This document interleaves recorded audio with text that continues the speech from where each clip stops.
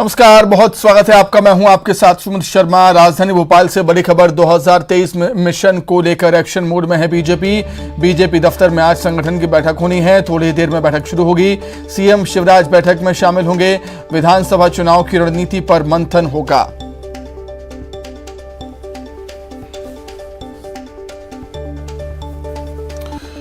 तो मिशन 2023 को लेकर बीजेपी एक्शन मोड में है। बीजेपी दफ्तर में आज संगठन की एक बड़ी बैठक होनी है। थोड़ी ही देर में बैठक शुरू होगी। सीएम शिवराज भी बैठक में शामिल होंगे। विधानसभा चुनाव की रणनीति पर मंथन होगा इस बैठक के दौरान।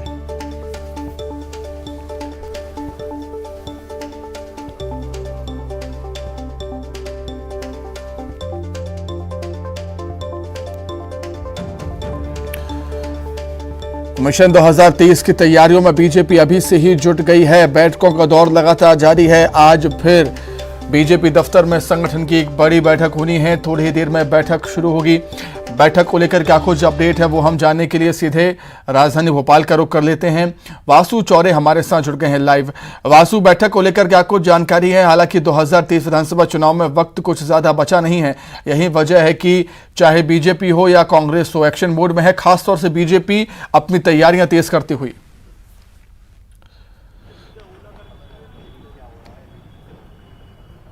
बिल्कुल सुमित, देखिए बीजेपी में लगातार मैराथन बैठकों का दौर जारी है। कल भी हमने देखा कि भाजपा की एक बड़ी बैठक हुई 2023 के विधानसभा चुनाव के लिहाजों से महत्वपूर्ण जो तैयारियां हैं उनको लेकर संगठन के बीच में समीक्षा हुई और आज भी बैठकों का दौर जारी रहने वाला है। अब से कुछ ही देर बाद भाजपा के प्रदेश कार्यालय में जो बैठक है वो शुरू हो जाएगी, जिसमें मुख्य रूप से खुद मुख्यमंत्री शिवराज सिंह चौहान मौजूद रहेंगे। प्रदेश भाजपा के अध्यक्ष वीडी शर्मा, संगठन महामंत्री हितानंद शर्मा समेत कई पदाधिकारी इस पूरी बैठक में शामिल होंगे। इन बैठकों में बीजेपी नगरीय निकाय और पंचायत के चुनावों की तो समीक्षा कर ही रही है। इसके साथ ही 2023 के विधानसभा चुनाव का जो रोड मैप है उसको तैयार करने का भी काम किया जा रहा है। खासतौर पर बीजेपी का फोकस अब उन बूथों पर है जहां पर बीजेपी को पंचायत और निकाय के चुनावों में अनुकूल परिणाम नहीं मिले थे। उन बूथ को मजबूत किया जाएगा। बूथ सशक्तिकरण अभियान भी बीजेपी चलाने की तैयारी में है ताकि 2023 के जो विधानसभा चुनाव होने हैं उसके पहले एक बार फिर से जमीन को मजबूत कर लिया जाए। इसके साथ ही विधानसभा चुनावों में क्या कुछ मुद्दे रहने वाले हैं। एंटी इनकम्बेंसी एक बड़ा फैक्टर हो जाता है। जब आप लंबे समय से प्रदेश की सत्ता में रहते हैं तो उसको किस तरीके से डील करना है, उसे किस तरीके से हैंडल करना है, इन तमाम बातों को लेकर चर्चा होगी। टिकट वितरण का क्या कुछ क्राइटेरिया रहने वाला है उसको लेकर इस पूरी बैठक में चर्चा होगी। तो सुमित, कहीं ना कहीं यह कहना अब गलत नहीं होगा कि मध्य प्रदेश में 2023 के विधानसभा चुनावों का जो बिगुल है वो बच चुका है और अब इसी तरीके की सियासी हलचल, सियासी गहमा गहमी जारी रहने वाली है। क्योंकि जब बड़े चुनाव होते हैं, मध्य प्रदेश एक बड़ा राज्य है, 230 विधानसभा सीटें यहां पर हैं, कई सारे जातीय समीकरण हैं, कई सारे क्षेत्रीय समीकरण हैं, सियासी समीकरण हैं, उनको किस तरीके से बैलेंस करना है ये एक सबसे बड़ी चुनौती होती है और इनसे डील करने के लिए आपके पास बेहतर प्लानिंग होनी चाहिए। और वही प्लानिंग का जो सिलसिला है, जो दौर है वो शुरू हो गया है और इन बैठकों के बाद अब धीरे धीरे बीजेपी का जो संगठन है वो जमीनी स्तर पर उतर कर चुनावी रणनीति के तहत काम करना भी शुरू करेगा। तो ये तमाम सारी जो बैठकें ये काफी ज्यादा महत्वपूर्ण हो जाती हैं। अब से कुछ ही देर बाद मुख्यमंत्री शिवराज सिंह चौहान बीजेपी दफ्तर पहुंचने वाले हैं और जहां पर वो तमाम पदाधिकारियों के साथ बैठक करेंगे, बातचीत करेंगे, किस तरीके से सरकार की जो योजनाएं हैं उनको जन जन तक पहुंचाना है और उन योजनाओं के दम पर एक बार फिर से सत्ता में वापसी करनी है, ये कहीं ना कहीं कोशिश रहेगी। और इन तमाम बातों पर इस पूरी बैठक के दौरान मंथन किया जाएगा। क्योंकि जिस तरीके से निकाय चुनाव के परिणाम आए, हालांकि बीजेपी ने ज्यादा सीटें जीती हैं वहां पर कांग्रेस से, लेकिन कांग्रेस का जो परफॉर्मेंस है वो बीते चुनावों के मुकाबले सुधरा है। तो कहीं ना कहीं बीजेपी इसको लेकर काफी ज्यादा सतर्क है और 2023 में जिस तरीके से चुनाव होने कांटों का मुकाबला माना जा रहा है, 2018 में कांग्रेस बीजेपी को पटकनी देने में सफल भी हुई थी, इसको लेकर भी बीजेपी खासी जो अलर्ट मोड पर नजर आ रही है और लगातार बैठकों का, मैराथन बैठकों का दौर जारी है। जी सुमित। ठीक है वासु, आपका बहुत धन्यवाद। तमाम जानकारी के लिए, हमारे साथ जुड़ने के लिए आपका बहुत शुक्रिया। आगे बढ़ते हैं। बड़ी खबर जबलपुर से, जहां पर ईओडब्ल्यू की टीम ने एआरटीओ संतोष पॉल के घर और उसके बाकी ठिकानों पर छापा मारा। छापे की यह कार्रवाई संतोष पॉल के शताब्दीपुरम स्थित आलीशान पेंट हाउस और गड़ा फाटक स्थित पुश्तैनी मकान पर की। संतोष पॉल के खिलाफ आय से अधिक संपत्ति की शिकायत ईओडब्ल्यू को मिली थी। इसके घर से 16 लाख रुपए नगद बरामद हुए हैं, लाखों के जेवरात मिले हैं। आपको बता दें कि ARTO संतोष पॉल लगभग 4 सालों से जबलपुर में तैनात हैं और अपने रसूख के दम पर इसने अपनी पत्नी रेखा पॉल को RTO दफ्तर में ही लिपिक की नौकरी पर रखवा दिया है। सूत्रों की माने तो पॉल के कई रिश्तेदार भी RTO के कामों में ठेके और पार्टनरशिप में लगे हैं। पॉल पर फर्जी जाति प्रमाण पत्र बनाने, ड्राइवर को गांजा बेचने के झूठे मुकदमे में फंसाने, नंबर स्टेशन के नंबर अलॉट करने में मनमानी फीस वसूलने जैसे कई गंभीर आरोप। शुरुआती जांच में ARTO संतोष पॉल के संपत्ति करोड़ों के आंकड़ों को भी पार कर गई।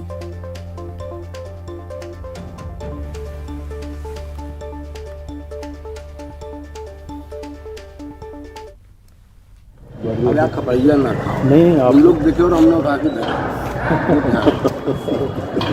सीधी बात हम बता दे रहे हैं। अब तुम्हारा एक बार बता दिए, बार बार नहीं, आप यदि इसी रोड लिए- पे दिखे हाँ तो क्या होता है कि पुलिस को किसी को मुलजिम बनाना होता है ना, तो चक्कू खरीद एक दुकान से उठाता है, तुम्हारी जेल में रख देगा और चौंके सामने लगा देगा। तो हम भी 100 ग्राम गांजा रखेंगे और तुम्हारी गाड़ी में रख के तुम्हें जेल में समझ गए।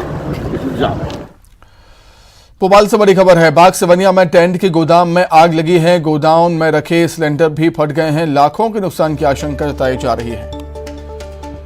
राजधानी भोपाल से खबर आपको बता रहे हैं। बाग सिवनिया में टेंट के गोदाम में आग लग गई। गोदाम में रखे सिलेंडर भी फटे हैं। सिलेंडर में ब्लास्ट हो गया है।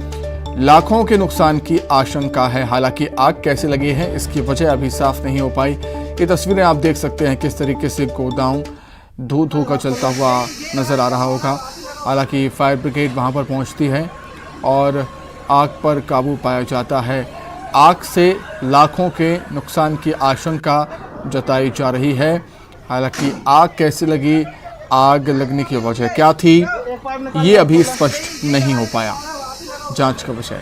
बाग सिवनिया में टेंट के गोदाम में ये भीषण आग लगी है।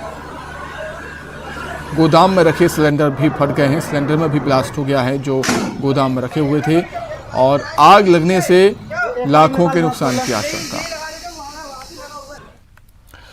खरगोन से बड़ी खबर उफान पर है। नर्मदा नदी और जान जोखिम में डालकर युवक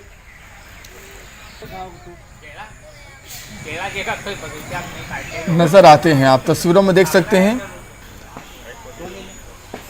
डूबे हुए तट के स्ट्रक्चर पर बैठे युवक नजर आए हैं। वीडियो इसका वायरल हो रहा है।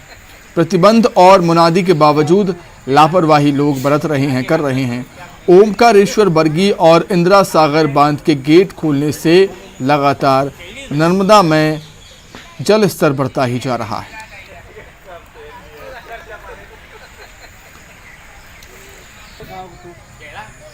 भारी बारिश का दौर लगातार प्रदेश में जारी है और जो डैम हैं वो लबालब हो चुके हैं।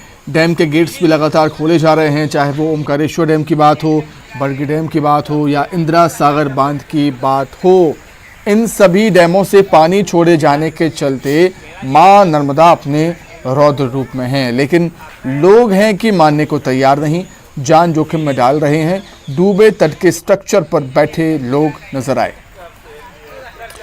ज्यादा जानकारी के लिए बातचीत करेंगे। खरगोन संवाददाता आशुतोष पुरोहित जुड़े हुए हैं। आशुतोष, निश्चित तौर पर लापरवाही है और हम देखते हैं कि जब डैम के गेट्स खुलते हैं तो अचानक से ही नदी का जलस्तर बढ़ता है, लेकिन ये बात समझने को तैयार नहीं लोग।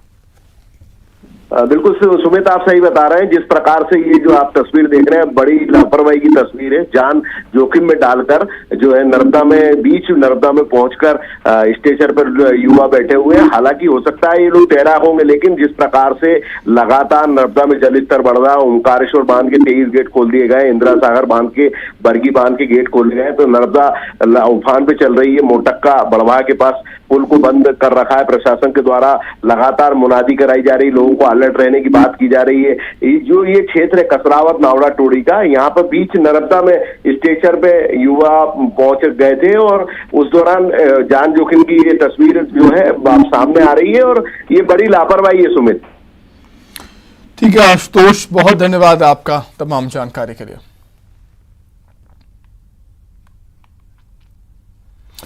जबलपुर से बड़ी खबर है। नर्मदा के घाट डूबे हैं। बरगी बांध के 15 गेटों से पानी छोड़ा जा रहा है। पानी का लेवल बढ़ने से घाट डूब गए हैं। नर्मदा के पहले 13 गेटों से पानी छोड़ा जा रहा था। कल 2 गेट और खोल दिए गए। कुल 1,48,000 क्यूसेक पानी छोड़ा जा रहा है। निचले इलाकों में अलर्ट जारी कर दिया गया। जो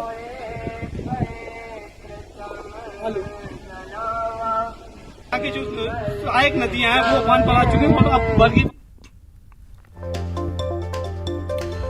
तस्वीरों में आप देख सकते हैं घाट, नर्मदा के घाट डूब चुके हैं।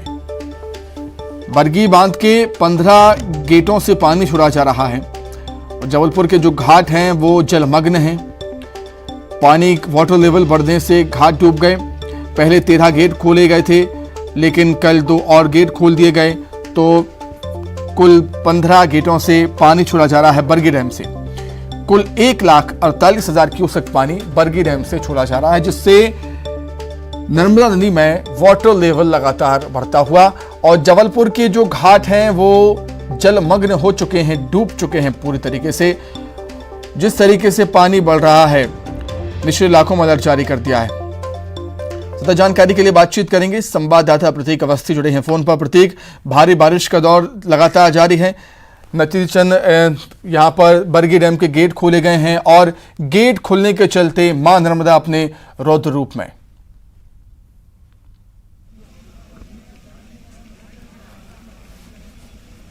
देखिए बिल्कुल सुमित, चूंकि बरगी बांध के 15 गेट खोल दिए गए हैं और 1,48,000 क्यूसेक पानी की निकासी की जा रही है। तमाम नर्मदा घाट जो है वो डूब चुके हैं। देख सकते हैं इस वक्त मैं गौरी घाट में मौजूद हूं। यहाँ दूर दूर तक सिर्फ पानी का ही एक विहंगम दृश्य जो है वो हम देख सकते हैं। लोगों को यही सलाह दी जा रही है कि गहराई से बचें। ये अमूमन जो रास्ता आप नीचे देख रहे हैं ये सीढ़ियों का है और तकरीबन 200 मीटर नीचे जो है जाकर के नर्मदा घाट मिलता था, लेकिन काफी ऊपर जो है लेवल बह रहा है इस वक्त।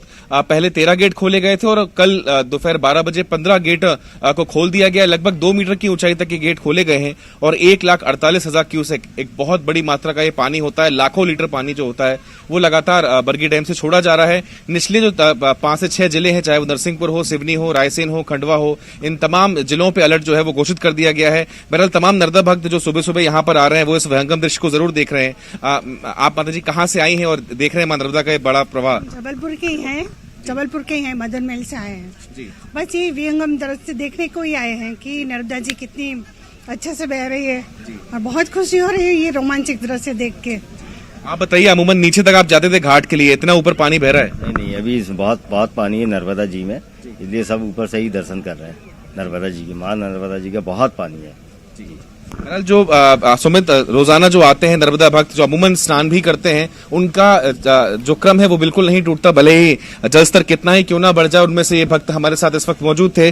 बेशक दूर दूर तक आपको पानी दिखेगा। अमूमन गंगा जी में ऐसे पार्ट दिखते हैं जब जो दूरी होती है वो बेहद लंबी होती है। सामने जो है गुरुद्वारा है नर्मदा तट गौरी घाट में और उसके इर्द हम इस तरफ खड़े हुए हैं। एक बड़ा लंबा पार्ट सा नजर आता है। बेशक अमूमन ये दृश्य साल में एक बार देखने को मिलते हैं, तो एक विहंगम दृश्य तो है ही, लेकिन एहतियात भी आम लोगों को बरतनी है। यही सलाह हम भी आम लोगों को दे रहे हैं। सुमित, बिल्कुल प्रतीक, बहुत धन्यवाद आपका तमाम जानकारी के लिए, तस्वीरें हम तक पहुंचाने के लिए आपका बहुत शुक्रिया प्रतीक। आगे बढ़ते हैं। दुर्ग से बड़ी खबर है। बीजेपी की आज संभाग स्तरीय बड़ी बैठक है। संगठन मंत्री, प्रदेश अध्यक्ष सहित कई दिग्गज शामिल होंगे इस बैठक में। अरुण साव, अजय जामवाल, रमन सिंह बैठक में शामिल होंगे। अध्यक्ष बनने के बाद पहली बार दुर्ग आएंगे अरुण साव। बैठक को लेकर बीजेपी कार्यकर्ताओं में काफी उत्साह है। दुर्ग बीजेपी दफ्तर में बैठक का आयोजन।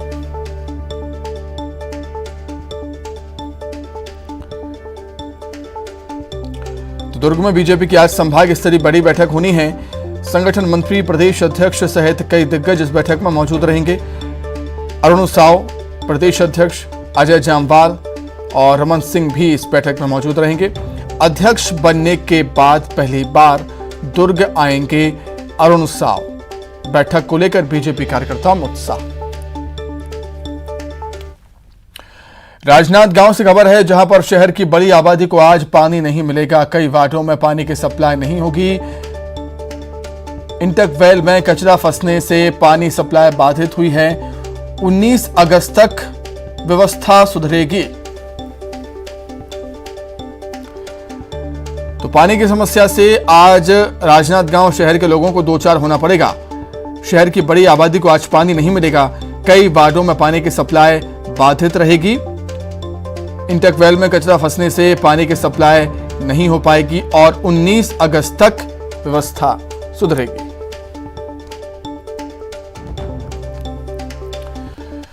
रायपुर से बड़ी खबर है। बीजेपी संसदीय बोर्ड में छत्तीसगढ़ की उपेक्षा हुई है। छत्तीसगढ़ से एक भी नेता का नाम इस लिस्ट में नहीं है। कांग्रेस ने जमकर निशाना साधा। इसको लेकर संचार प्रमुख सुशील आनंद शुक्ला का बयान सामने आया है। छत्तीसगढ़ नेताओं के साथ बीजेपी का शीर्ष नेतृत्व दोयम दर्जे का व्यवहार कर रहा है। कांग्रेस का ऐसा कहना, छत्तीसगढ़ में इतने सारे वरिष्ठ नेता हैं, किसी एक को तो स्थान देना था।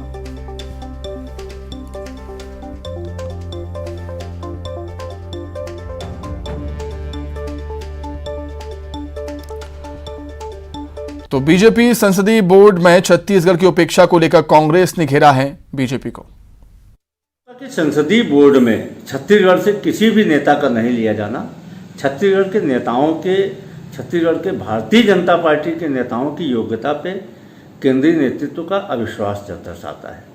डॉक्टर रमन सिंह जी भारतीय जनता पार्टी के राष्ट्रीय उपाध्यक्ष हैं, लेकिन आज तक केंद्रीय नेतृत्व ने उन्हें किसी भी राज्य की जवाबदेही, किसी भी प्रकार की सांगठनिक जवाबदेही नहीं दी।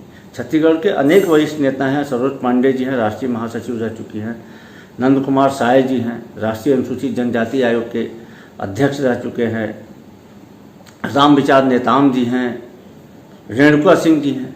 क्या छत्तीसगढ़ से एक भी योग्य नेता नहीं मिला भारतीय जनता पार्टी को, जो राज्य के प्रतिनिधि के तौर पर संसदीय बोर्ड में जिसे शामिल किया जाता? कहीं न कहीं ये छत्तीसगढ़ के नेताओं के प्रति भारतीय जनता पार्टी के केंद्रीय नेतृत्व के अविश्वास और दुर्भावना को भी दर्शाता है। तो सुना आपने किस तरीके से संचार प्रमुख सुशील आनंद शुक्ला कह रहे हैं कि दोयम दर्जे का व्यवहार छत्तीसगढ़ के नेताओं के साथ बीजेपी का शीर्ष नेतृत्व कर रहा है। ज्यादा जानकारी के लिए हम बातचीत करेंगे। संवाददाता ममता लांजेवार जुड़ गई हैं फोन पर। ममता, संसदीय बोर्ड में किसको लेना है, किसको नहीं लेना है, ये किसी भी पार्टी का अंदरूनी मामला होता है, लेकिन कहीं ना कहीं निशाना साधने का मौका मिल गया है कांग्रेस को। बिल्कुल देखिए, बीजेपी संसदीय बोर्ड का गठन हुआ और छत्तीसगढ़ के एक भी नेता जो है उनका नाम शामिल नहीं है और कांग्रेस को मौका मिल गया है। लगातार बीजेपी में जिस तरह से परिवर्तन भी देखने आ रहे हैं, प्रदेश अध्यक्ष बदले गए, फिर नेता प्रतिपक्ष बदले गए और उसके बाद अब अगर हम बात करें तो केंद्रीय स्तर पर भी जो भाजपा संसदीय बोर्ड का गठन किया गया, उसमें जब बीजेपी के किसी भी, छत्तीसगढ़ बीजेपी के किसी भी लीडर को शामिल नहीं किया गया, तो कहीं न कहीं कांग्रेस को एक मौका मिल गया और इसको लेकर कांग्रेस संचार विभाग प्रमुख सुशील आनंद शुक्ला ने निशाना साधा है। उन्होंने डॉक्टर रमन सिंह का भी नाम लिया कि वो 3 बार मुख्यमंत्री रहे हैं, राष्ट्रीय उपाध्यक्ष बनाया गया, लेकिन प्रदेश का प्रभारी वो तो क्या सह प्रभारी नहीं बनाया गया। छत्तीसगढ़ में इतने सारे वरिष्ठ लीडर्स हैं और लेकिन किसी एक को भी स्थान नहीं दिया गया है। भाजपा का जो केंद्रीय नेतृत्व है उनका कहना है कि दुर्भावना रखता है। पहले भी अगर हम बात करें तो कांग्रेस सरकार के साथ दुर्भावना रखने का आरोप तो पहले लगा चुके हैं, लेकिन इसके साथ ही कांग्रेस का ये कहना है कि बीजेपी का जो केंद्रीय नेतृत्व है वो छत्तीसगढ़ के बीजेपी से भी दुर्भावना रखता है। इस राज्य के प्रति कोई उनको ये नहीं लगता कि यहाँ के बड़े लीडर्स जो है उनको नेतृत्व दिया जाए ताकि इस राज्य की दूसरी तरीके से उन्नति भी हो सके। और इसके साथ ही अगर हम बात करें तो उन्होंने ये भी कहा कि ब्लॉक और बूथ लेवल की बैठक लेने के लिए भी अब अगर राष्ट्रीय नेताओं को आना पड़ रहा है तो इससे समझ में आता है कि यहाँ के लीडर्स को बिल्कुल भी भरोसा नहीं है। तो जाहिर तौर पर अब अगर बात करें तो बीजेपी इस पर क्या जवाब देती है, ये देखने वाली बात होगी, कांग्रेस पर क्या पलटवार करती है। लेकिन ये है कि अब कांग्रेस इस मसले को नहीं छोड़ना। कहीं ना कहीं एक मौका कांग्रेस को जरूर मिल गया है निशाना साधने का। बहुत धन्यवाद ममता आपका और इसी के साथ ही बुलेटिन में इतना ही। नमस्कार।